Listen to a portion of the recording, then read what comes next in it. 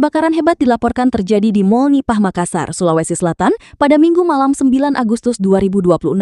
Dalam video yang beredar di media sosial, terlihat suasana malam di sekitar kawasan pusat perbelanjaan dengan kepulan asap dan cahaya yang diduga berasal dari kebakaran. Peristiwa tersebut sontak mengundang perhatian warga dan pengguna media sosial. Hingga informasi ini dibuat, belum diketahui secara pasti penyebab kebakaran maupun luas area yang terdampak. Petugas terkait diharapkan segera melakukan penanganan dan memastikan kondisi di lokasi tetap aman. Perkembangan terbaru mengenai kejadian ini masih dinantikan.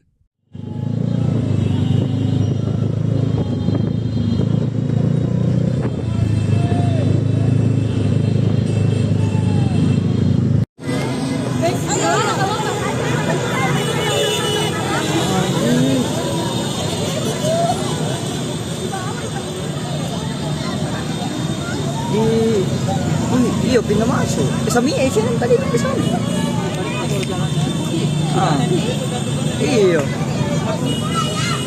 Minyak kali. Wih. Di atas ini. Wih.